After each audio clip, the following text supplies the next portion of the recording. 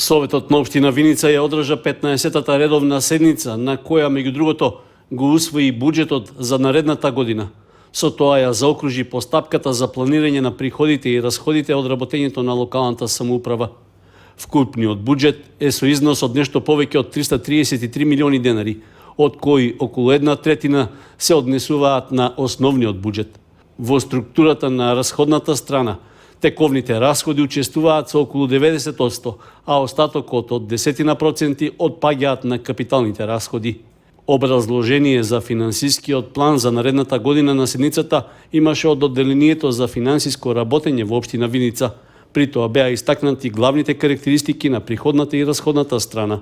Вкупниот буџет за 2023 година е изработен во износ од се предлага во износ од 345 милиони 690 илјади денари, од кои што вкупни приходи би изнесувале 333 милиони 37 илјади денари и депозит, или тоа е пренесен вишок на приходи од претходната година во 12 милиони 653 илјади.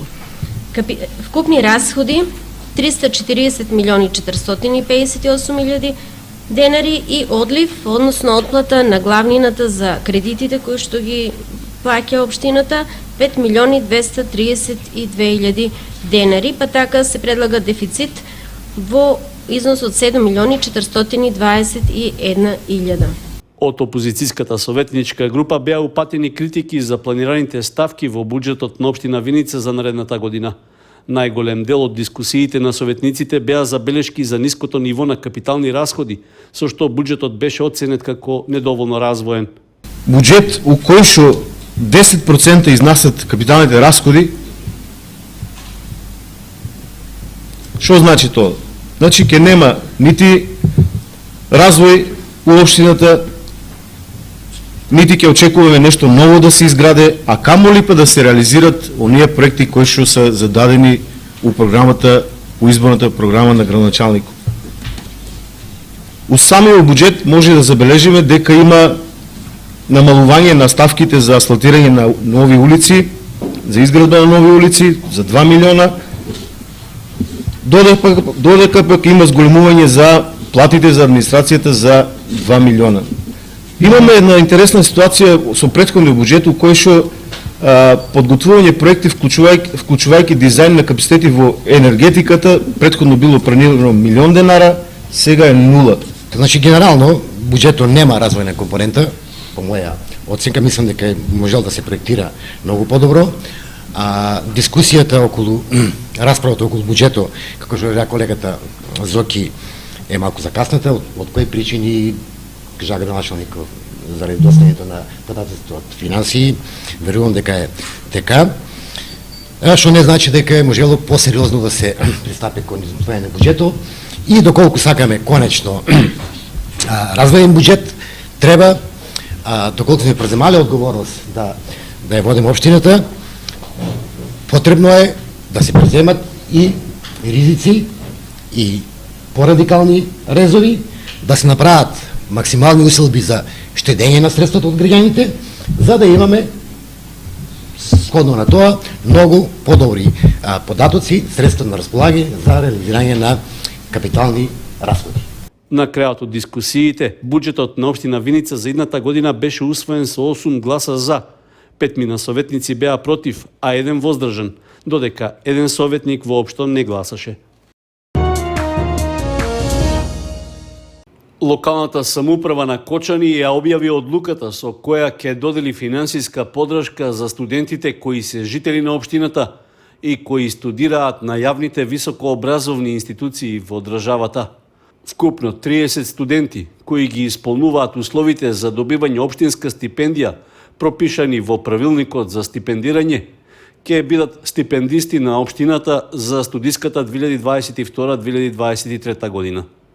Според Комисијата за доделување на студентските стипендии, на конкурсот пристигнале 35 пријави. Од нив 17 студенти ќе добијат стипендија за постигнат висок успех во студирањето. 8 се од социјално загрозени семејства, додека 5 студенти се од медицинските науки. 5 од пријавените кандидати не ги исполнили условите за добивање стипендија.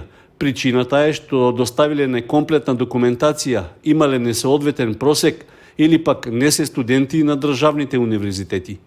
Стипендиите се со месечен износ од 3000 денари и ќе се доделуваат за период од 10 месеци за студиската 2022-2023 година, односно за периодот од септември до јуни идната година. Одлуката за доделување стипендии со имињата на студентите и освоените бодови веќе е објавена на веб страницата на општина Кочани.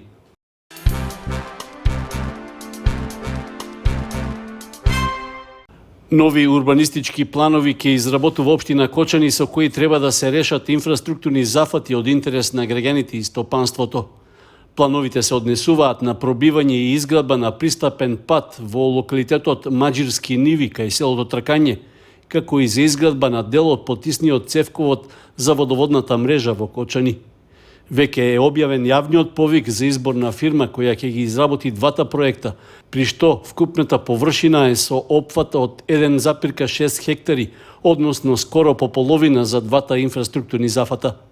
Изработката на проектот за пристапен пат кај Тркање се наметна како потреба по изградбата на експресниот пат Кочани-Штип, а со него ќе се овозможи сообраќајно поврзување на стопанските капацитети на компанијата Амфенол, Белдона и другите кои гравитираат во тој дел, како и за викенд куќите и земјоделското земјиште што се наоѓаат во близина. Со урбанистичкиот проект за потисниот цевковод пак треба да се обезбеди документација за довршување на делницата од 4-тиот километар на правецот од Грдовски орман до Кочани, односно трета фаза од изградбата на потисниот цевковод од обиколницата околу градот па се до изливниот базен на препумпната станица што се наоѓа во старата филтер станица на улицата Велко Влаховиќ. Рокот на јавниот повик за пријавување на заинтересираните фирми за изработка на проектите е до 4 јануари. Избраниот давател на услугата ќе има период од 15 дена да ги комплетира преземените обврски. Маж и жена од Кочани за две различни постапки ќе заработат кривични пријави од полицијата. На 21 декември околу 21 часот и 50 минути полициски службеници од полициската станица во Кочани го лишиле од слобода 39-годишниот ЗН од Кочани. Тој е осомничен дека е извршил разбојничка кражба во куќа на улицата Наум Наумовски Борче во Кочани. При тоа, при обид да одземе предмети од куќата, физички го нападнал собственикот 78-годишниот НП. По целосното документирање на случајот, против крадецот ќе биде поднесена соодветна кривична пријава. Од одделението за внатрешни работи во Кочани до основното јавно обвинителство ќе биде поднесена и кривична пријава против 41-годишната СА од Кочани. Против неа постојат основи на сомнение дека сторила кривично дело ширење на расистички и ксенофобичен материјал по пат на компјутерски систем, што е казниво од кривичниот законник. Според пријавеното во текот на оваа година на социјалната мрежа Facebook, таа објавувала содржини со кои повикувала на омраза. Со осумничената бил извршен службен разговор во полициската станица во Кочани, пошто ќе биде поднесена и соодветната кривична пријава.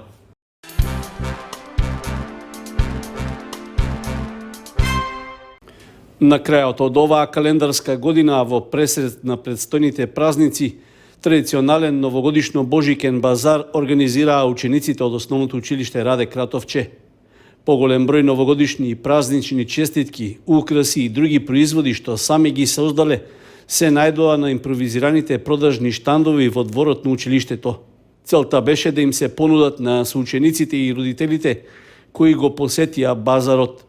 Од училиштето истакнаа дека се задоволни од благородната иницијатива на учениците и наставниците, при што собраните средства ќе бидат повторно наменети за активности на учениците.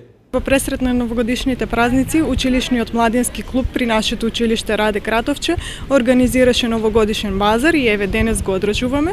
Штандовите се отворени со почеток од 11 часот до 16 часот. На нив може да се видат и да се купат новогодишни изработки, декорации, изработени од вредните раци на нашите ученици. Оваа прилика ќе ја искористам да се заблагодарам пред се на директорот за поддршката и соработката, исто така на родителите кои што учествуваа во една креативна работилница и допринесоа да имаме поголем избор на производи кои што денес ги продаваме. и најмногу на нашите ученици кои што се заслужни за сето ова.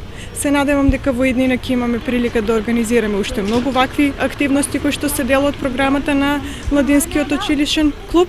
Сите средства кои што денески ќе собереме ќе бидат искористени за уредување и опремување на училишниот клуб кој што се наоѓа во склоп на нашето училиште. Голем дел од понудените производи на предновогодишниот базар во Основното училиште Раде Кратовче се продадоа. Со тоа и целта за негово организирање беше целосно исполнета. Тоа значи дека на радост на учениците собрани се средства што ќе се наменат за реализација на нивните активности.